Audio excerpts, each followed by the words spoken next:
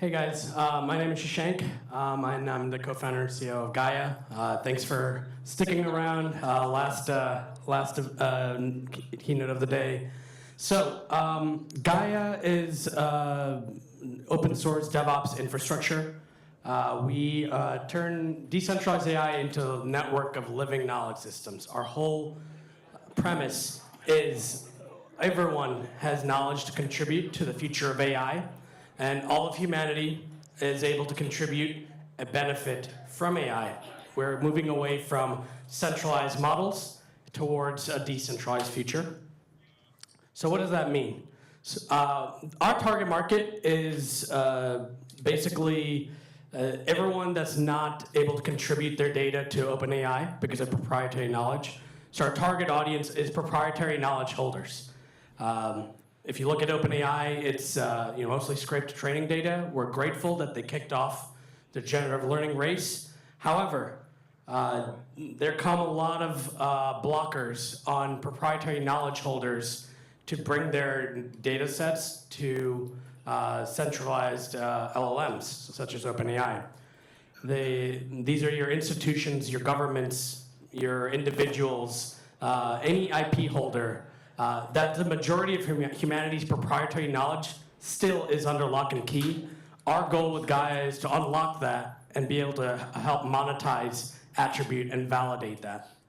So you could probably already know, centralized learning, LLMs, they're open to censorship and bias, privacy issues. They're very expensive to run instances on.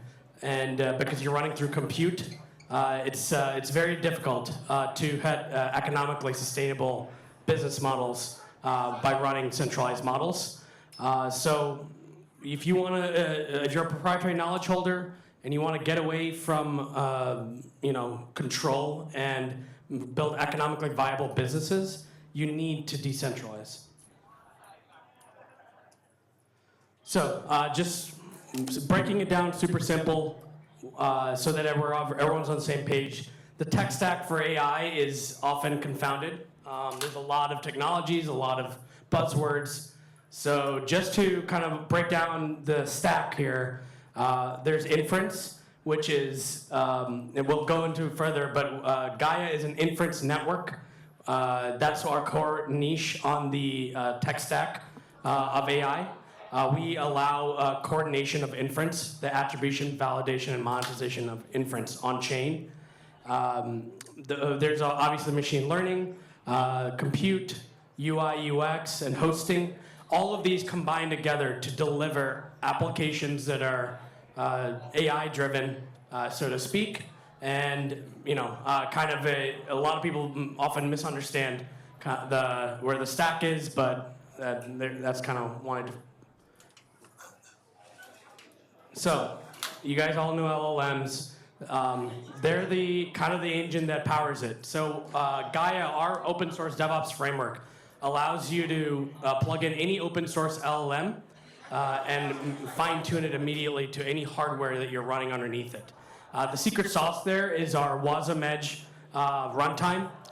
We allow you to plug in any open source LLM, and it's essentially a virtual machine, and it fine tunes to any hardware. So you can run it off on-prem, 8 gigabyte CPU minimum, all the way up to AWS or NVIDIA or BitTensor. You kind of pick your journey, but we drastically reduce the amount of time it takes to fine tune, and it doesn't break if you decide to test out different hardware setups or different LLMs. Right now, obviously, you can go on Hugging Face, find thousands of LLMs. We actually start you off on Llama 3. We support DeepSeek, but essentially any open source LLM, you can test them out. Right now, a big problem with the way that the fine-tuning process takes is an incredible amount of dev time required to download an LLM, plug it in, have it fine-tune, and then it, it breaks. So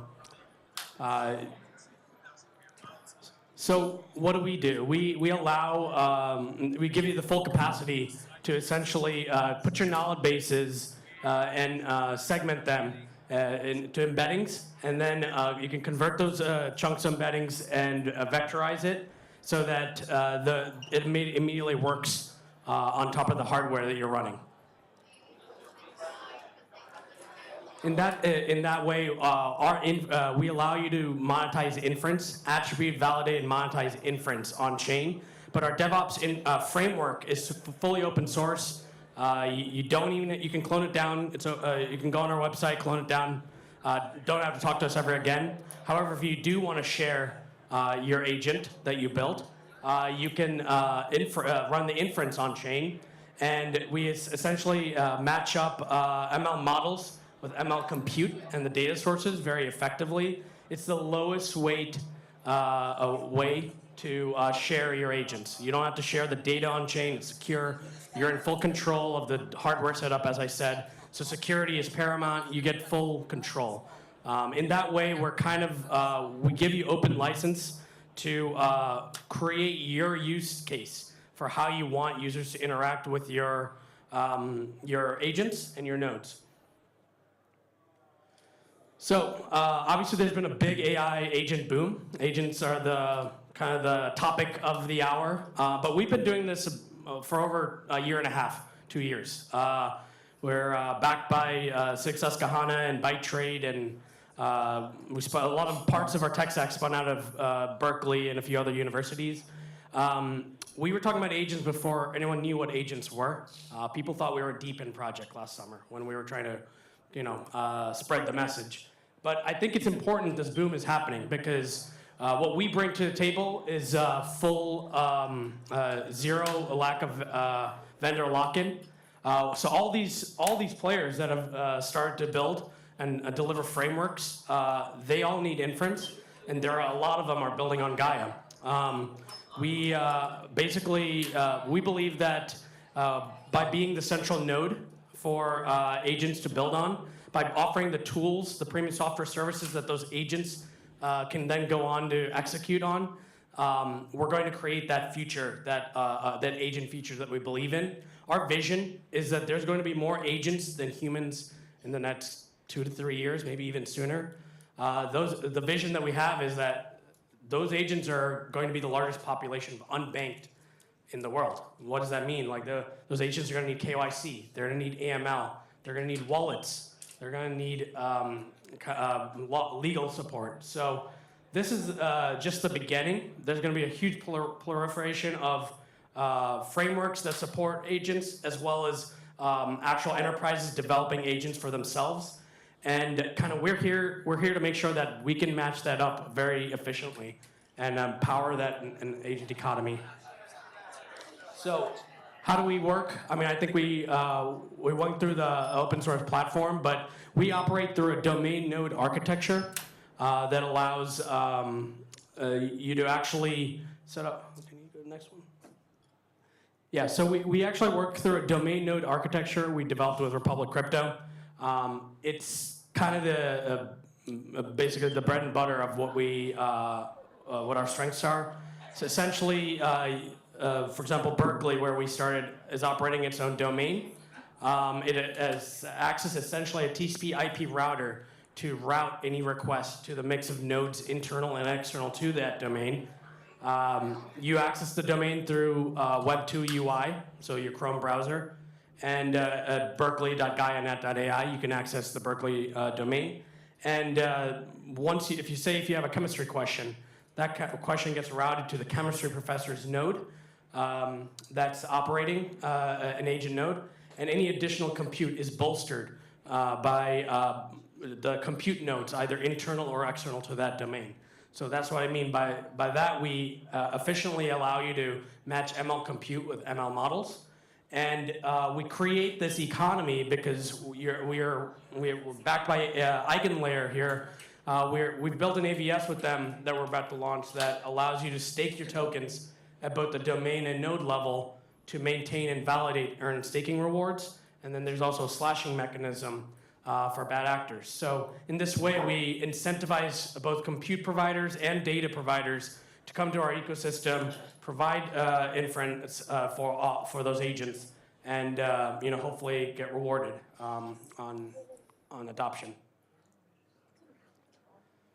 So here, just to break it down here again, the key features is the decentralized AI agent infrastructure.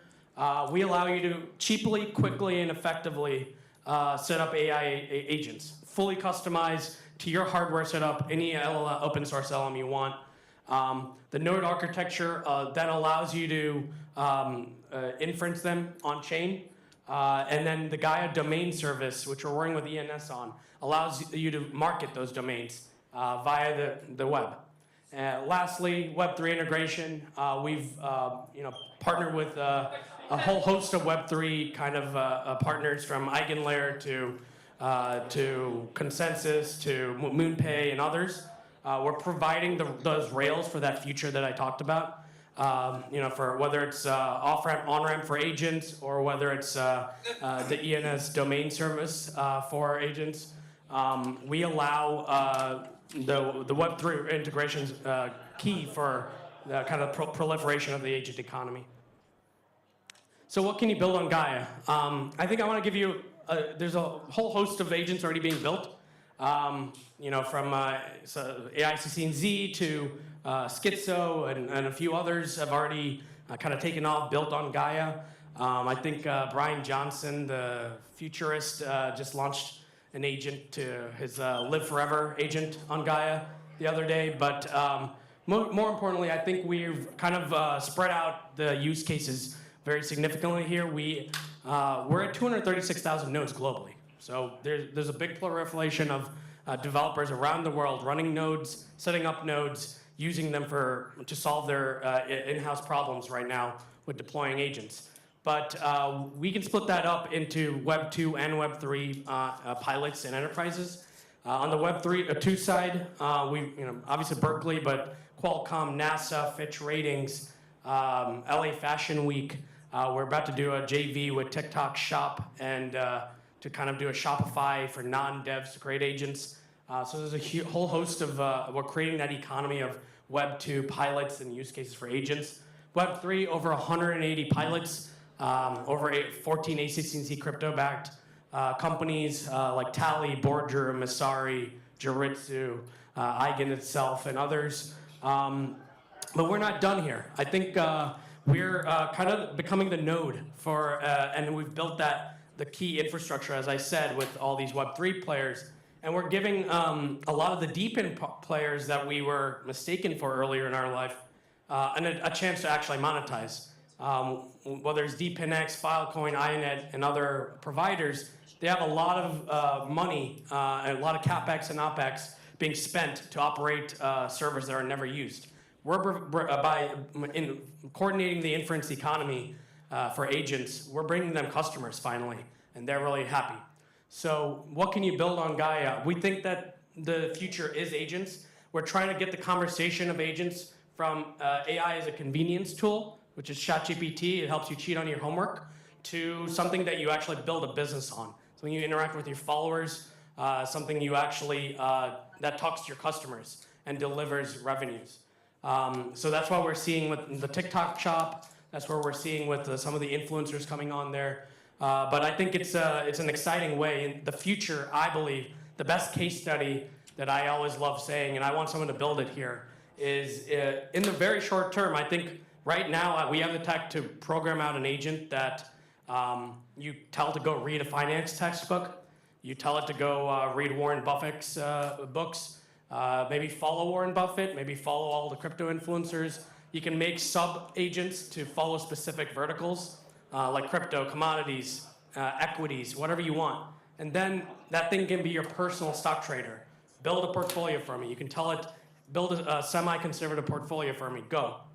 We can do that. The actual agents can be trained right now to do that, but the rails aren't fully there yet. We're getting there, and definitely need your help to do that. But I think what we encourage everyone is to explore the possibility that you can build for yourself. And it's not through just GPT, because GPTs are still going to go give their data to OpenAI, and they're going to give you guys a hefty bill to launch them. So we encourage you to mess around and fully customize it to your own use cases.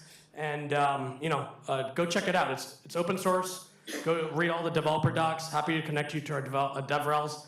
Our testnet is live. Give us the feedback. Rip us apart if you want. We're fully open to criticism.